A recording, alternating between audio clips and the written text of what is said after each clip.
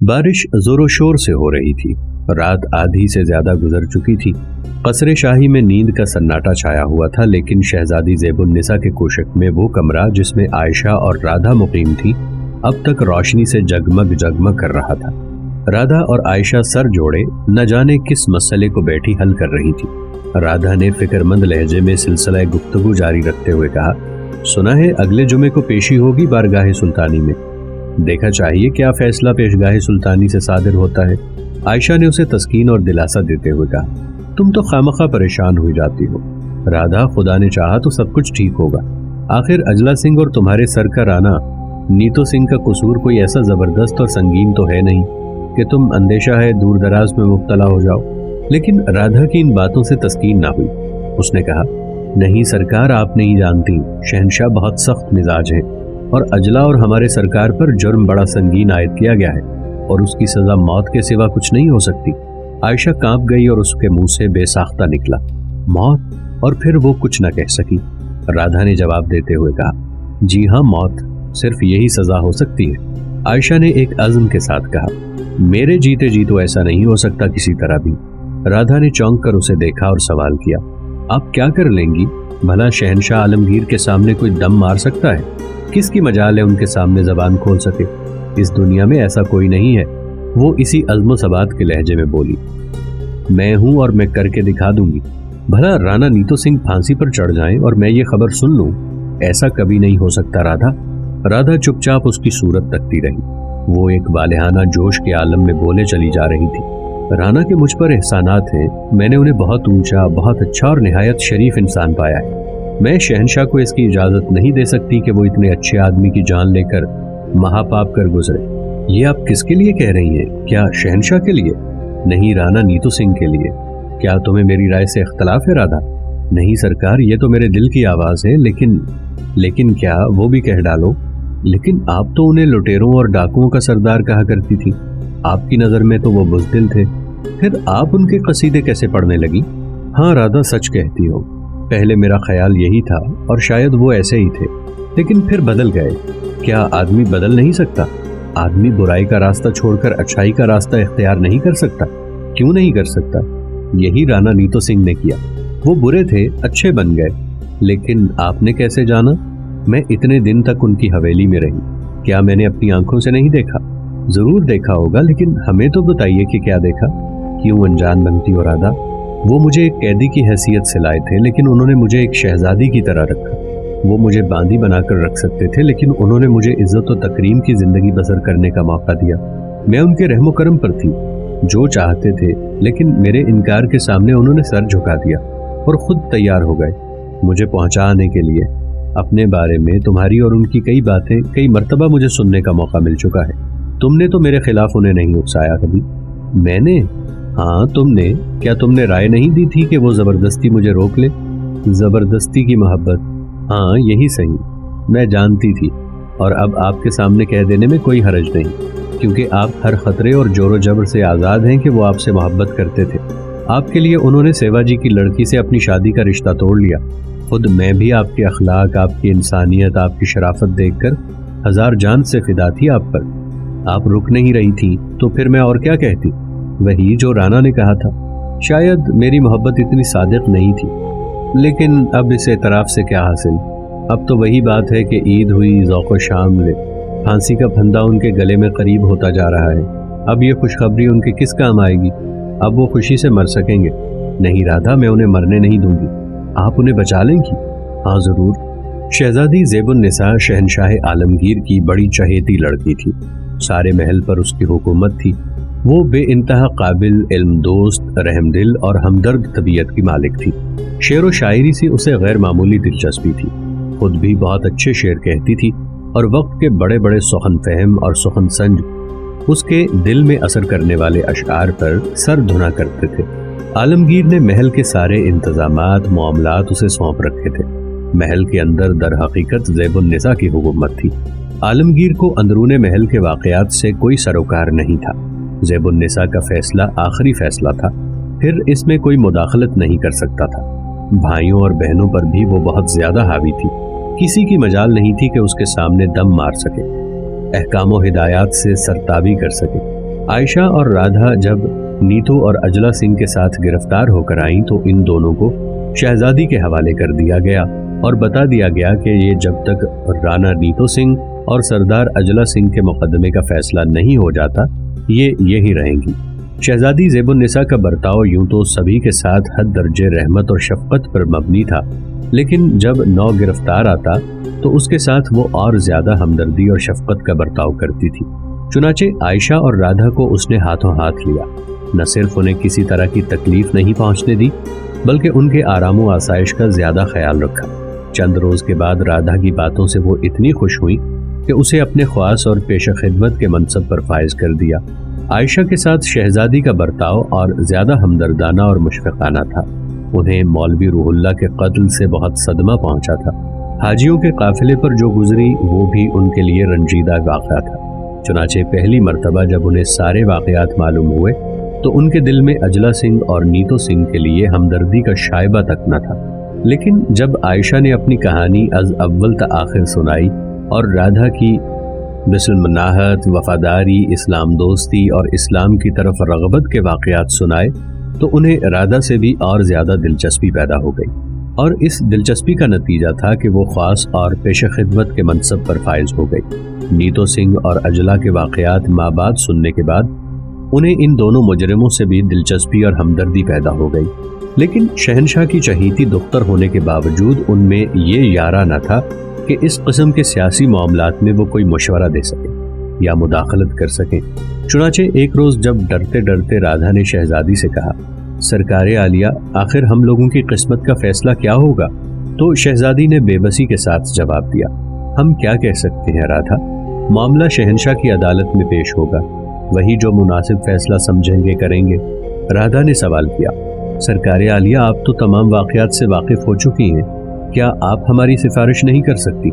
شہزادی نے ایک ٹھنڈی سانس بھر کر کہا، نہیں، کاش کر سکتی، لیکن نہ مجھ میں اتنا حوصلہ ہے، نہ شہنشاہ اس قسم کے معاملات میں دوسروں کی رائے سننے کے عادی ہیں۔ پھر کیا ہوگا سرکار عالیہ؟ رادھا نے حسرت اور یاس کے لہجے میں پوچھا۔ میں کچھ نہیں کہہ سکتی، ان دونوں پر جرم عائد کیا گیا ہے، وہ بے حد سنگین ہے۔ حاجیوں کا قافلہ لوٹنا، ایک مسلمان لڑکی کو اغوا کرنا اور اپنے ہاں مقید رکھنا، اس کے بوڑھے باپ کو انتہائی بے دردی اور سفاکی کے ساتھ قتل کر دینا، یہ ایسے جرائم ہیں کہ ان میں سے اگر ایک بھی جرم سرزد ہوا ہوتا تو موت کے سوا دوسری سزا نہیں مل سکتی تھی۔ موت؟ اور پھر رادھا پھوٹ پھوٹ کر رونے لگی۔ شہزادی نے اس کے سر پر ہاتھ رکھا اور دلاسا دیتے ہوئے کہا، خدا سے مایوس نہیں ہونا چاہیے، اس کی رحمت پر بھروسہ کرنا چاہیے۔ وہ خود اپنی کتاب میں فرماتا ہے کہ خدا کی رحمت سے مایوس نہ ہونا۔ بے شک ظاہری طور پر کوئی تدبیر ایسی نہیں ہے جو نیتا اور اجلا کو بچا سکے۔ بظاہر یہی معلوم ہوتا ہے کہ ان دونوں کی جان نہیں بچ سکتی، لیکن رادھا، دعا میں بڑی طاقت ہے۔ تم ہم جیسے بے بس لوگوں کا دامن نہ پکڑو، خدا سے فریاد کرو، اس سے مانگو، اس کے سامنے گڑ گڑا کر دعا کرو، وہ دل سے نکلی ہوئی دعا ضرور سنتا ہے، پھر انشاءاللہ بیڑا پار ہو جائے گا۔ بڑی سادگی اور معصومیت کے ساتھ رادھا نے کہا، تو سرکار عالیہ، مجھے مسلمان کر لیجئے۔ شہزادی نے چونک کر اس کی طرف دیکھا اور پوچھا، کیوں مسلمان کر لوں؟ میں خدا سے دعا کروں گی، اس کا دامن پکڑوں گی، اس سے فریاد کروں گی، اس سے مانگوں گی، اس سے گڑ گڑا کر التجا کروں گی۔ شہزادی کے ہونٹوں پر تبسم کھیلنے لگا۔ اس نے کہا، اگر تم مسلمان ہو جاؤ تو مجھے بڑی خوشی ہوگی، اس لیے کہ تمہیں بہت عزیز رکھنے لگی ہوں، لیکن اسلام قبول کرنے میں اتنی جلدی کی ضرورت نہیں۔ خوب اچھی طرح سوچ سمجھ لو، بار بار غور کر لو، جب بالکل مطمئن ہو جاؤ تو بے شک اسلام قبول کر کے ہماری بہن بن جاؤ۔ رادھا نے اسی سادگی اور معصومیت کے ساتھ کہا، لیکن سرکار عالیہ، مجھے اس سے دعا جو کرنا ہے۔ شہزادی کو ہنسی آ گئی۔ اس نے کہا، خدا صرف مسلمانوں کی ہی دعا نہیں سنتا، ہر بندے کی دعا سنتا ہے۔ اس کے بندے صرف مسلمان ہی نہیں ہیں، سب ہیں، خواہ وہ ہندو ہو، عیسائی یا یہودی یا کسی اور مذہب کے پیرو۔ خدا صرف رب المسلمین یعنی مسلمانوں کا رب نہیں ہے، وہ تو رب العالمین یعنی سارے جہانوں کا رب اور پالنہار ہے۔ لہٰذا اس کے سامنے ہاتھ پھیلانے کے لیے مسلمان ہونے کی شرط نہیں۔ جب تمہارا دل تمہیں مجبور کر دے، مسلمان تو تب ہونا، لیکن اس سے دعا تو ہر وقت مانگ سکتی ہوں۔ ان باتوں میں کتنا رس تھا، کتنی مٹھاس تھی، کتنا اثر، کتنی سچائی تھی۔ رادھا بہت متاثر ہوئی، اس کے دل کا بوجھ بڑی حد تک کم ہو گیا، اور پھر رات کو جب سب سو گئے تو مسلمان نہ ہونے کے باوجود اس نے اسی طرح نیتو اور اجلا کے لیے خدا سے دعا مانگی جس طرح عائشہ کو نماز پڑھنے کے بعد مصلی پر بیٹھ کر دنیا و مافیہا سے بے خبر ہو کر دعا مانگتے دیکھا کرتی تھی، اور پھر اس کا جی چاہا کہ یہ ساری باتیں عائشہ کو بھی سنا دے اور اس سے کہے کہ وہ بھی وضو کرے، 2 رکعت نماز پڑھے اور اپنے خدا سے ان دونوں کی جان بخشی کے لیے دعا مانگے۔ یہ سوچ کر وہ اپنے کمرے سے دبے پاؤں باہر نکلی اور تیر کی طرح سیدھی عائشہ کے کمرے میں پہنچی۔ وہ یہ دیکھ کر حیران رہ گئی کہ عائشہ مصلی پر بیٹھی ہے، اس کے ہاتھ دعا کے لیے بلند ہیں اور اپنے خدا سے دعا مانگنے میں مصروف ہے۔ عائشہ کو دعا مانگتے دیکھ کر وہ وہیں دروازے پر ٹھٹک کر کھڑی ہو گئی۔ تھوڑی دیر کے بعد وہ دعا سے فارغ ہوئی، مصلی کو سمیٹتی ہوئی اٹھی اور اتنے ناوقت رادھا کو اپنے کمرے میں دیکھ کر حیرت سے اسے دیکھتے ہوئے سوال کیا۔ رادھا آگے بڑھی اور اس سے لپٹ کر رونے لگی۔ کیا بات ہے رادھا، سب خیریت تو ہے؟ کیا اجلا اور رانا جی کے سلسلے میں خدا نخواستہ کوئی نئی بات معلوم ہوئی ہے؟ نہیں۔ اور اپنی اور شہزادی زیب النساء کی گفتگو کا ذکر کرنے کے بعد اس نے اپنی دعا مانگنے کا قصہ بیان کیا اور کہا، آپ کے پاس بھی اسی لیے آئی تھی کہ کہوں دعا مانگیے، خدا آپ کی ضرور سن لے گا، آپ مظلوم ہیں، مسلمان ہیں، صاف دل ہیں۔ وہ بولی، زیادہ باتیں نہ بناؤ، ویسے میں کیا کر رہی تھی تم نے دیکھ ہی لیا۔ دوسرے دن رادھا صبح ہی صبح خیریت مزاج کے لیے حسب معمول عائشہ کی خدمت میں حاضر ہوئی۔ ابھی اسے آئے ہوئے ذرا دیر ہوئی تھی کہ گل چہرہ آئی اور اس نے کہا کہ رادھا چلو، تمہاری طلبی ہوئی ہے۔ رادھا اٹھ کھڑی ہوئی، اس نے پوچھا، کیا سرکار عالیہ شہزادی زیب النساء نے یاد فرمایا؟ وہ مسکراتی ہوئی اور ادائے خاص سے دیکھتی ہوئی گویا ہوئی، نہیں، سرکار عالی نے۔ سرکار عالی کا نام سن کر رادھا چکرا گئی۔ اس نے کہا، سرکار عالی کون؟ وہ چھیڑتی ہوئی بولی، داروغہ مجلس غلام مرتضی خان نے حکم بھیجا ہے کہ مسمات رادھا کو بھیج دیا جائے، اسے سردار اجلا سنگھ نے یاد فرمایا ہے۔ رادھا کے افسردہ اور غمزدہ چہرے پر رونق آ گئی، لیکن گل چہرہ کی شرارتوں سے واقف تھی، یقین نہ آیا۔ بے اعتباری کے لہجے میں کہنے لگی، کیوں پریشان کرتی ہو خامخواہ؟ گل چہرہ نے سنجیدگی سے کہا، تمہیں چھیڑنے کا جی تو چاہتا رہتا ہے اور جب موقع ملتا ہے چھیڑنے میں کوئی کسر بھی نہیں اٹھا رکھتی، لیکن اس وقت تو بالکل سچ بول رہی ہوں، واقعی طلبی ہوئی ہے تمہاری۔ عائشہ نے رادھا کو آمادہ کرتے ہوئے کہا، چلی کیوں نہیں جاتی؟ دل میں لڈو پھوٹ رہے ہیں لیکن مفت میں بن رہی ہو۔ عائشہ کو رادھا نے کوئی جواب نہیں دیا، چپ چاپ گل چہرہ کے ساتھ ہو لی۔ بڑے بڑے دالانوں، صحنوں اور پھاٹکوں کو طے کرتی ہوئی وہ آخری پھاٹک پر پہنچی۔ یہاں سنتری سے گل چہرہ نے کہا، غلام مرتضی صاحب نے رادھا کو طلب کیا تھا، وہ آ گئی ہے، اب اسے فوراً سردار اجلا سنگھ کے خیمے میں پہنچا دو اور تھوڑی دیر کے بعد واپس لے آؤ۔ سنتری نے رادھا کا چارج لیا اور اسے لے کر اجلا سنگھ کے خیمے میں پہنچ گیا اور خود رادھا کو پہنچا کر واپس جانے کے لیے مڑا۔ جاتے جاتے اس نے پوچھا، محل میں واپس لے جانے کے لیے کب آؤں؟ کم سے کم 1-2 گھنٹے کے بعد۔ سنتری اس ادا پر مسکراتا ہوا چلا گیا۔ اس کے جانے کے بعد رادھا نے رانا نیتو سنگھ سے پوچھا، سرکار طبیعت کیسی ہے؟ وہ یاس و حسرت کے عالم میں بولا، جیسی ہے دیکھ رہی ہو، زندگی کے دن گن رہا ہوں، اس دن کا منتظر ہوں جب شہنشاہ کے دربار میں پیشی ہوگی اور میرے لیے قتل کا فرمان صادر ہوگا۔ رادھا نے پریشان اور دلگیر لہجے میں کہا، ارے سرکار، آپ یہ کیا فرماتے ہیں؟ اللہ تعالیٰ کو، بھگوان کو اگر منظور ہے تو کوئی آپ کا بال بھی بیکا نہیں کر سکتا۔ رادھا کو اس خوش اعتمادی اور خوش فہمی پر نیتو مسکرائے بغیر نہ رہ سکا۔ اس نے کہا، رادھا تم نہیں جانتی میں کتنا بڑا مجرم ہوں، مجھ سے بڑا پاپی کوئی نہیں۔ شاید تم یہ سمجھتی ہو کہ قتل کی سزا میرے لیے بہت بڑی ہے، نہیں رادھا، ایسا نہیں ہے، یہ ہلکی سے ہلکی سزا ہے جو مجھے مل سکتی ہے۔ میں نے ان لوگوں کے قتل میں حصہ لیا جو اپنا مذہبی فریضہ ادا کرنے کے لیے مکہ اور مدینہ جا رہے تھے۔ میں نے ان لوگوں کو لوٹنے میں حصہ لیا جنہوں نے زندگی بھر روپیہ کر کے اتنا سرمایہ جمع کیا تھا کہ اتنا بڑا سفر کر سکیں اور اپنے خدا کو خوش کر سکیں۔